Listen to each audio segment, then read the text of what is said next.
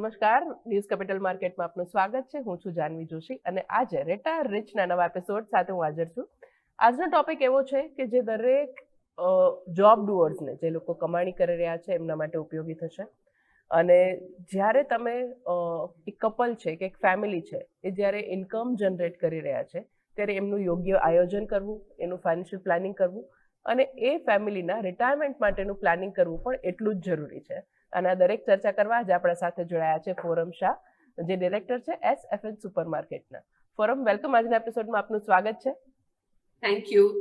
અને આજે જ્યારે આપણે વાત કરી રહ્યા છીએ એક ફેમિલી ઇન્કમની, અને ફેમિલી ઇન્કમ અને એમના રિટાયરમેન્ટ પ્લાનિંગની, તો આજે જ્યારે મોટાભાગના ઘરમાં બંને હસબન્ડ વાઈફ અર્ન કરતા હોય છે, એ લોકો અર્નિંગ તો ઘણું બધું કદાચ ડિસ્કસ કરતા હોય, પણ એ લોકો જોઈન્ટલી એમના રિટાયરમેન્ટ માટે કદાચ પ્લાનિંગ નથી કરતા.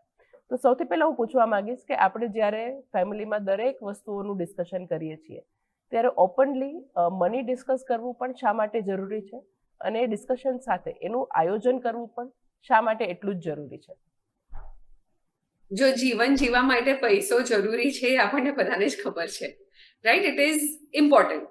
તો એટલા માટે જ ઇટ ઇઝ વેરી ઇમ્પોર્ટન્ટ કે આપણે જેમ બાકી બધું ડિસ્કસ કરતા હોઈએ એમ પૈસાની પણ ચર્ચા ઘરમાં કરીએ.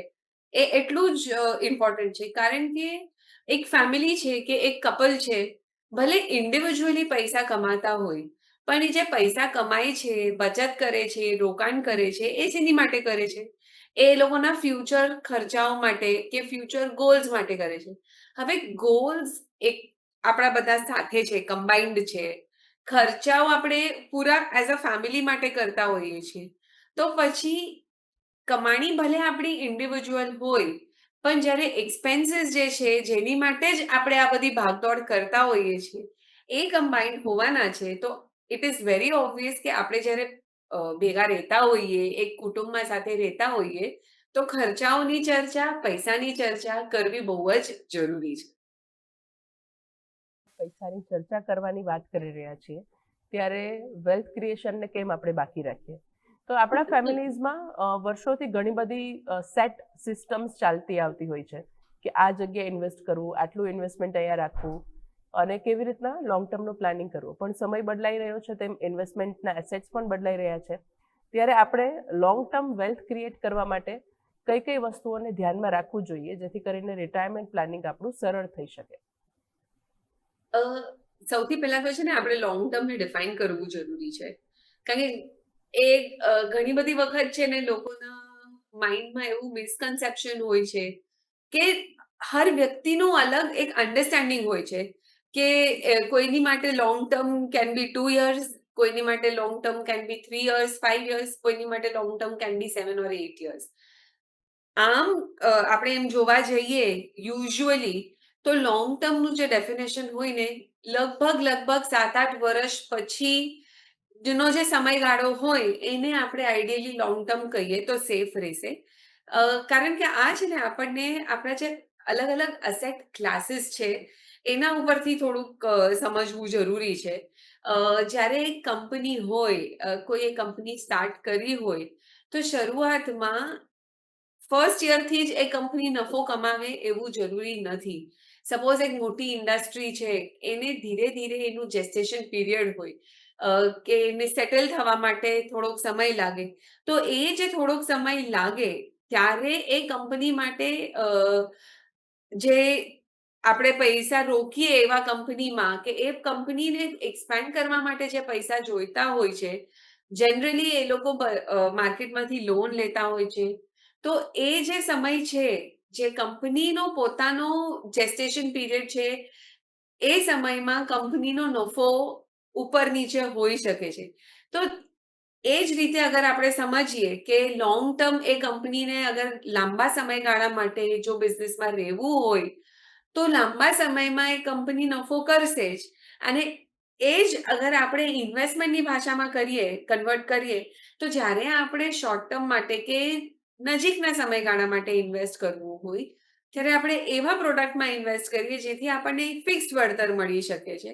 અને જ્યારે આપણે લાંબા સમય માટે ઇન્વેસ્ટ કરવું હોય, તો આપણે જ્યાં પણ ઇન્વેસ્ટ કરી રહ્યા છીએ એ કંપનીઝને ઉતાર ચઢાવ આવી શકે, સાયકલ્સ જુદી જુદી હોઈ શકે, માર્કેટમાં વોલેટિલિટી હોઈ શકે, એ બધું આપણે ધ્યાનમાં રાખીને લોંગ ટર્મમાં કે લાંબા સમયના ગાળામાં આપણને પ્રોફિટ મળે એવી જગ્યાએ આપણે ઇન્વેસ્ટ કરીએ.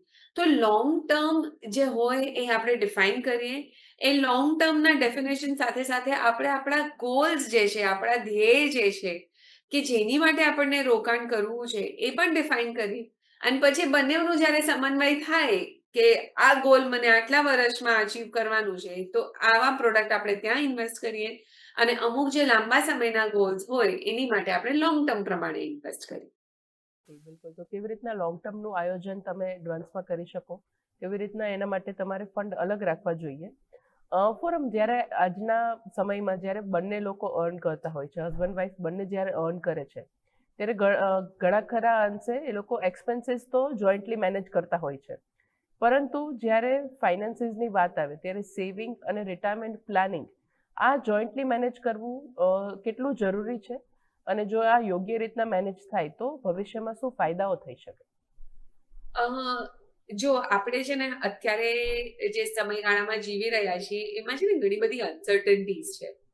તો એક જે ફાઇનાન્શિયલ અનસર્ટનિટી છે ને એને આપણે ઓછી કરી જ શકીએ છીએ આ બધી વસ્તુઓ ડિસ્કસ કરીને અગર આપણે કરીએ તો. અને ઇન્વેસ્ટમેન્ટ્સ જે છે લાંબા સમય માટે જોઈન્ટલી ડિસ્કસ કરીને કરેલા હોય તો ફેમિલીમાં બધાને જ ખબર હોય. એક તો એટલે કોઈ જાતની અગર ઇમરજન્સી આવે કે હેલ્થ ઇમરજન્સી આવે તો એક વ્યક્તિ પર આપણે બધા જ ડિસિઝન માટે નિર્ભર ના હોઈએ. એટલા માટે એક તો આ ડિસ્કશન કરવું બહુ જ જરૂરી છે. તમે રાઇટલી કહ્યું કે ખર્ચા પણ મોટા ભાગના એમ ભલે ડિસ્ટ્રીબ્યુટ કરેલા હોય પણ ડિસ્કસ કરેલા હોય કે ઘરના આ ખર્ચા આ વ્યક્તિ કરશે કે આ ખર્ચા બીજી વ્યક્તિ કરશે, એ બધું ડિસાઇડ કરેલું હોય. તો એવી જ રીતે ઇન્વેસ્ટ કરતી વખતે પણ આપણે એ ડિસિઝન જોઈન્ટલી જ લેવું જોઈએ. તો ઘણી બધી વખત શું થાય કે જો અગર આપણે જોઈન્ટલી ડિસિઝન ના લઈએ તો ચાન્સીસ ઓફ ડુપ્લિસિટી વધી જાય.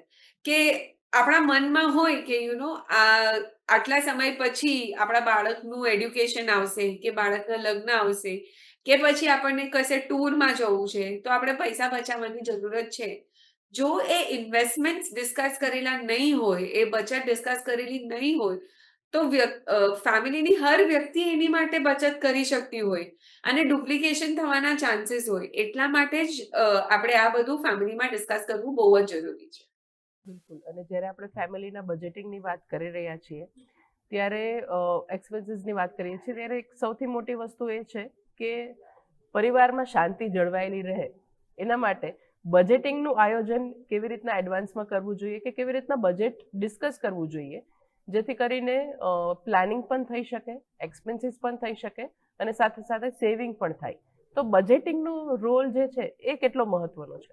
બજેટિંગનો રોલ છે ને બહુ જ ઇમ્પોર્ટન્ટ છે. તમે જેવી રીતે કહ્યું ને કે ઘરમાં શાંતિ જળવાઈ રહે એની માટે બજેટિંગ બહુ જ જરૂરી છે.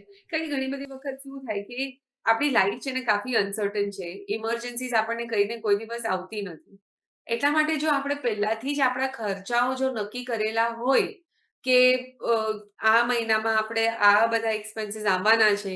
જો એ પહેલાથી આપણને ખબર હોય ને તો જે ફાઇનાન્શિયલ સ્ટ્રેસના વજહથી જે થોડી બહુ અનમન હોય કે આર્ગ્યુમેન્ટ્સ હોય એ આપણે ટાળી શકીએ. એન્ડ દેટ ઇઝ હાઉ આપણે ફાઇનાન્શિયલ રીતે પીસ એક રીતે અચીવ કરી શકતા હોઈએ છીએ ઘરમાં. બીજું શું થાય કે જ્યારે આપણે બજેટિંગ કરીએ એવું જરૂરી નથી કે ટુ ધ ટી આપણી બજેટિંગ થાય કે આપણે કોઈ એક ચીજ માટે આપણે દાખલા તરીકે મહિનાના ખર્ચા માટે આપણે XYZ અમાઉન્ટ રાખ્યો હોય અને એક્ઝેક્ટલી એટલું જ થાય એવું જરૂરી નથી. પણ આપણને +5 or 10% તમારું ડેવિએશન થઈ જ શકે છે જે તમે બજેટ બનાવી છે એના. અને એના પણ ઘણા બધા કારણો હોઈ શકે કે દાખલા તરીકે સડનલી તમારા ટ્રાવેલ વધી ગયું છે કે પછી ઘરે મહેમાનો આવી જાય તો આપણા ઘર ખર્ચમાં પણ થોડોક વધારે અસર આવી શકે છે. તો એ બધું થઈ જ શકે છે. એટલે આપણે જો એક બેઝ રોડમેપ આપણી પાસે હોય ને તો એના પર જે ડેવિએશન્સ લેવાના હોય એની માટે આપણે તૈયાર હોઈ શકીએ છીએ. પણ જો આપણી પાસે રોડમેપ જ નહીં હોય તો આપણે કેવી રીતે ડેવિએશન્સ તો આપણને ખબર પડશે જ નહીં. એટલા માટે જે બજેટ જે છે એ એક બેસિક રોડ મેપ છે આપણા માટે આપણા ખર્ચાઓનું, જેથી કરીને આપણને આઈડિયા આવે કે આપણે આ એરિયાઝમાં સ્પેન્ડિંગ કરવાના છીએ કે આ એરિયામાં આપણે સ્પેન્ડિંગ કરી રહ્યા છીએ. તો આપણને જો ખર્ચામાં કરકસર કરવી હોય તો પણ આપણને ખ્યાલ આવે, કોઈ એરિયાઝમાં ક્યારેક વધારે પૈસા ખર્ચાઈ જાય તો પણ આપણને ખ્યાલ આવે.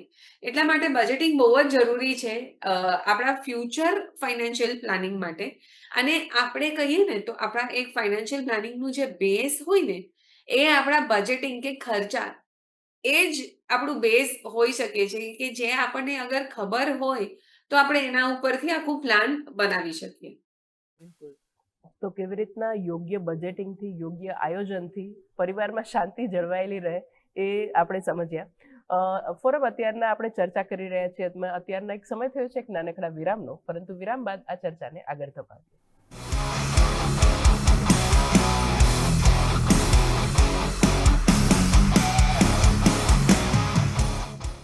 Welcome back. રિટાયર્ડ રિચમાં આપનું સ્વાગત છે. આજના ટોપિકમાં આપણે ચર્ચા કરી રહ્યા છીએ કે કેવી રીતના એક ફેમિલીનું, એક કપલનું રિટાયરમેન્ટ પ્લાનિંગ જોઈન્ટલી કરવું એટલું જરૂરી છે. કારણ કે આજે દરેક લોકો ઇન્ડિવિજ્યુઅલી કમાય છે, દરેક ફેમિલીની એક ઇન્કમ હોય છે, ત્યારે એમના ગોલ્સ પણ અલાઇન રહેવા એટલા જ જરૂરી છે. અને આ દરેક ચર્ચા કરવા જ આપણા સાથે જોડાયા છે ફોરમ શાહ, જેઓ ફાઉન્ડર છે SFN સુપર માર્કેટના. ફોરમ, વન્સ અગેન આપનું સ્વાગત છે આજના એપિસોડમાં. બ્રેક પર જતા પહેલા આપણે ઘણા બધા ઇન્ટરેસ્ટિંગ ટોપિક ઉપર ચર્ચા કરી કે કેવી રીતના ઓપનલી મની ડિસ્કસ કરવા જરૂરી છે, કેવી રીતના તમે દરેક વસ્તુની ચર્ચા કરીને એનું સોલ્યુશન લઈ આવી શકો, અને કેવી રીતના બજેટિંગ જો યોગ્ય રીતના કરેલું હોય તો પરિવારમાં શાંતિ જળવાયેલી રહે. કારણ કે ઘણા ખરા અંશે જ્યારે મતભેદો થતા હોય છે ત્યારે પૈસા એમાં એક મોટું કલ્પ્રિટ હોય છે. તો આ દરેક વસ્તુ કેવી રીતના અલાઇન કરવા માટે ડિસ્કશન કરવું, વાતચીત કરવી પણ એટલી જ જરૂરી છે. આગળ હું પૂછવા માંગીશ કે જ્યારે આપણે ફેમિલીના ફાઇનાન્સીસની વાત કરી રહ્યા છીએ ત્યારે ફેમિલીનો એક અભિન્ન અંગ છે બાળકો. તો બાળકોના ભણતર માટે એડવાન્સમાં પ્લાનિંગ કેવી રીતના કરી શકાય કે જેથી કરીને જ્યારે બાળક જીવનમાં આવે કે જ્યારે સ્કૂલે જતું થાય ત્યારે એમના એક્સપેન્સીસ આપણે એડવાન્સમાં પ્લાન કરેલા હોય તો એ બેર કરવા ઇઝી પડે. કારણ કે આજે ભણતર પણ એટલું જ એક્સપેન્સિવ છે જેટલું બીજી બધી વસ્તુઓ. બિલકુલ. એટલે અમુક સમય પહેલા સુધી એવું હતું કે જ્યારે બાળકના ભણતરની વાત આવે ને તો પેરેન્ટ્સને ખાલી ફ્યુચર એડ્યુકેશન કે હાયર એડ્યુકેશનની ચિંતા થતી હતી. પણ હમણાંનો સમયગાળો એવો છે કે રાઈટ ફ્રોમ ચાઇલ્ડહુડ આપણે કહીએ કે નર્સરી, જુનિયર, સિનિયરથી કે સ્કૂલમાં દાખલો લેવાથી જ કરીને એક્સપેન્સિવ થઈ ગયું છે ભણતર. એટલે એડ્યુકેશન એ એક બહુ જ અહેમ હિસ્સો છે આપણા ફાઇનાન્શિયલ પ્લાનિંગનું, કે એક કપલે હંમેશા ડિસ્કસ કરવું જોઈએ. ના, હવે એડ્યુકેશનના ડિસ્કશનમાં છે ને યુઝ્યુઅલી જ્યારે લોકો એની માટે પ્લાન કરતા હોય ને તો ફીસ, જે બેસિક કોર્સ હોય ને એની ફીસ પર જ ધ્યાન અપાતું હોય છે કે સ્કૂલ હોય તો સ્કૂલની ફીસ કેટલી, કોલેજ હોય તો કોલેજની ફીસ કેટલી, કે હાયર એડ્યુકેશન જો દાખલા તરીકે તમારા બાળકને ફ્યુચરમાં વિદેશ જવું છે તો એની કોર્સની ફી કેટલી, આપણે એના તરફ જ ધ્યાન આપતા હોઈએ છીએ. પણ હમણાંનો સમયગાળો એવો છે કે અલોંગ વિથ ફીસ જે છે સ્કૂલની, અમુક પેરિફેરલ એક્સપેન્સીસ પણ એટલા જ વધી ગયા છે કે પછી કોઈ ક્લાસીસ હોય, એન્ટ્રન્સ એક્ઝામ્સ હોય. હવે તો નાનપણથી જ જુદી જુદી એક્ઝામ્સ બાળકો આપતા થઈ ગયા છે કે એમાં પછી ઓલિમ્પિયાડ આવે કે કોઈ પણ એન્ટ્રન્સ એક્ઝામ આવે કે કશું પણ આવે, તો એ બધાના પણ ખર્ચો આપણે ધ્યાનમાં રાખવો જોઈએ જ્યારે આપણે બાળકના ભણતરનું પ્લાનિંગ કરતા હોઈએ છીએ. અને આપણે કઈ રીતે એનું પ્લાનિંગ કરવું, એઝ પેરેન્ટ્સ આપણને બાળકને હંમેશા બેસ્ટ જ આપવું હોય છે, એમાં તો કોઈ ડાઉટ હોતું નથી. પણ આપણે છે ને બાળકને કયા ટાઈપના એન્વાયરમેન્ટથી એક્સપોઝ કરવા માંગીએ છીએ એ ધ્યાનમાં રાખીને આપણે બાળકના એડ્યુકેશનનું પ્લાનિંગ કરવું જોઈએ.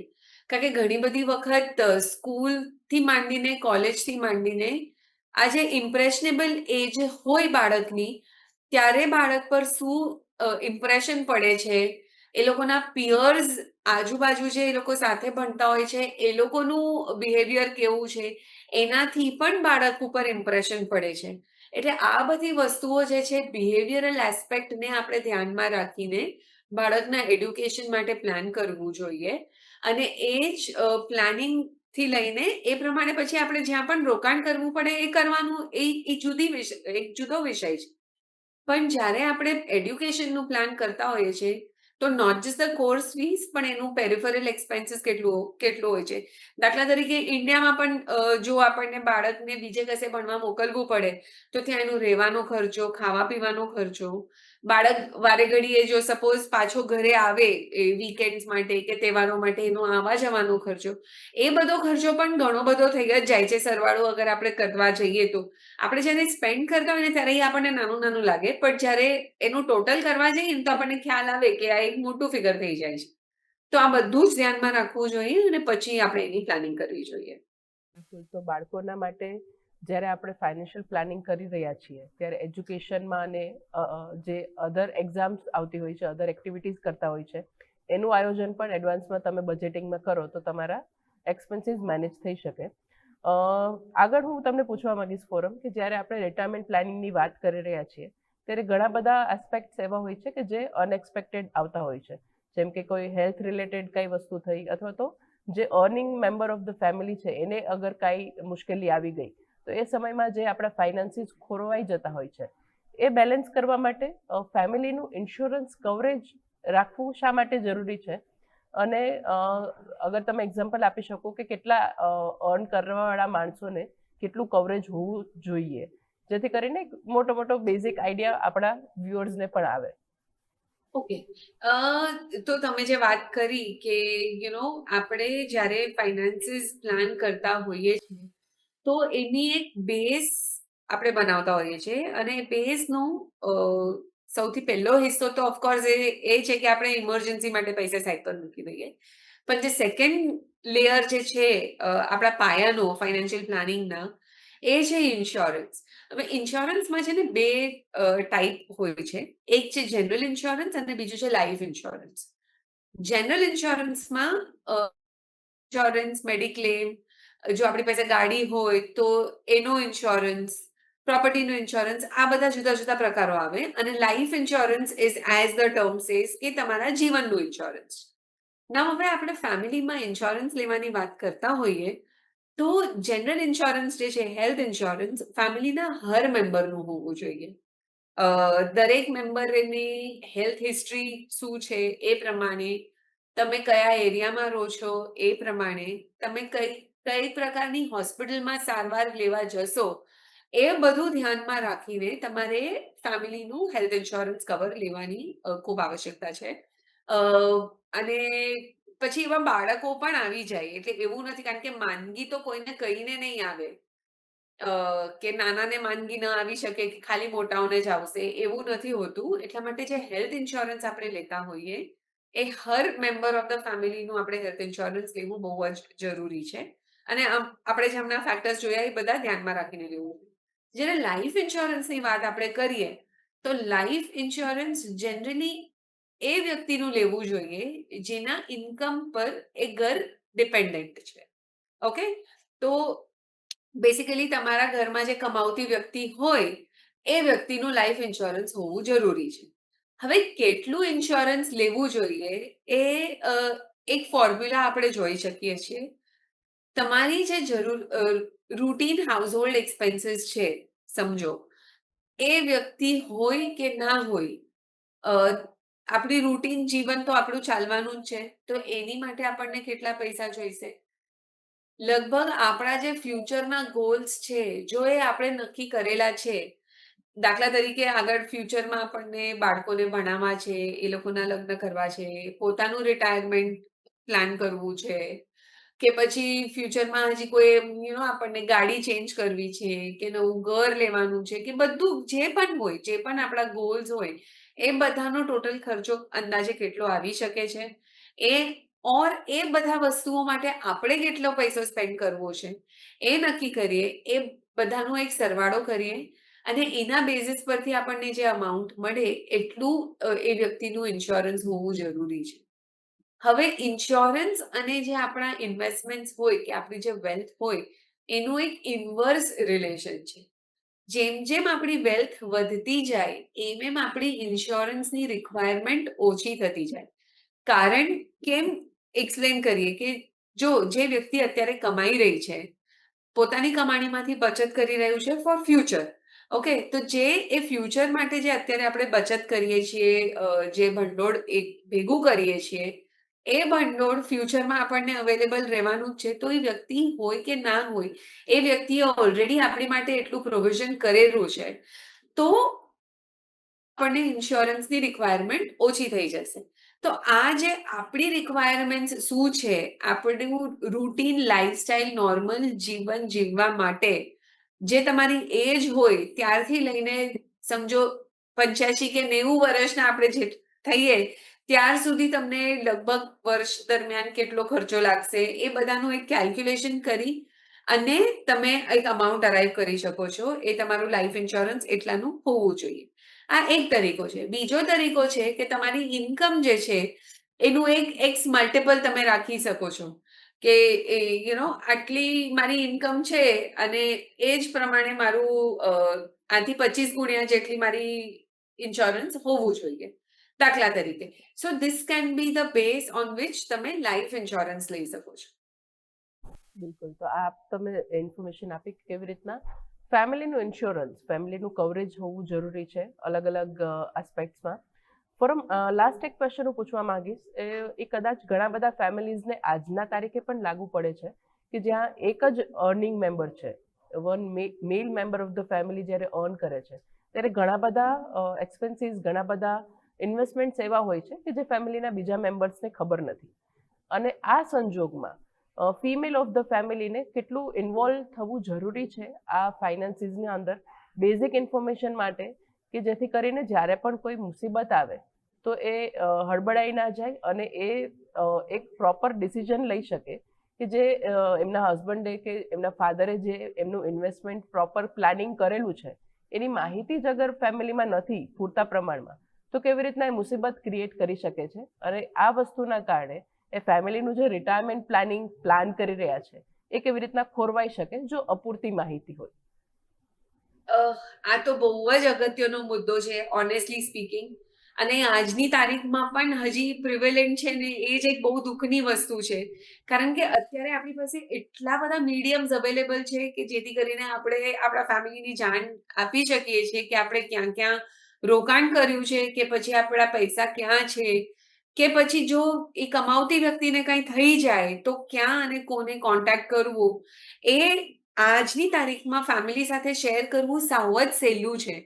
પણ એ થતું નથી. એ પણ એક ફેક્ટ છે.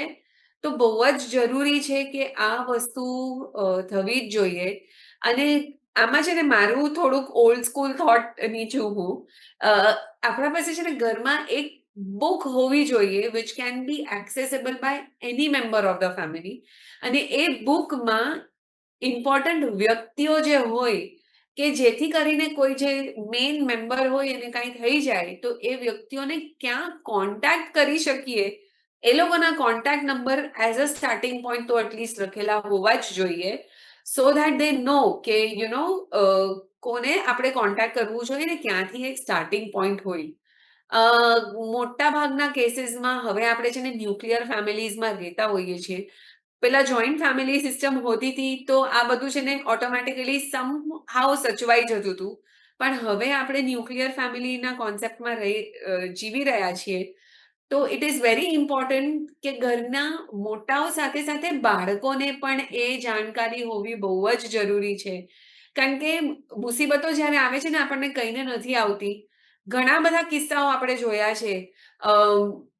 આપણા અમદાવાદનું જે એર ઇન્ડિયાનું પ્લેન ક્રેશ હતું એમાં આખીને આખી ફેમિલી એક સાથે વહી જાય અને બાળકો પાછળ રહી જાય છે. એવા પણ કિસ્સાઓ આપણે જોયા હતા. કે પછી કોવિડ જેવી સિચ્યુએશન હોય કે સડનલી એક્સિડન્ટ થઈ જાય તો આવી બધી સિચ્યુએશન્સ ક્યારે પણ આવી શકે છે. એટલે નોટ જસ્ટ એલ્ડર્સ પણ બાળકોને પણ ખબર હોવી જોઈએ. એટલીસ્ટ એ વ્યક્તિઓના નામ આપણા રૂટીનમાં આવતા રહે ને તો બાળકોને ખબર હોય કે ફેમિલી મેમ્બર્સને ખબર હોય કે આપણે ક્યાં અને કોને જઈને કોન્ટેક્ટ કરવું છે. એટલીસ્ટ એક સ્ટાર્ટિંગ પોઈન્ટ થઈ જાય.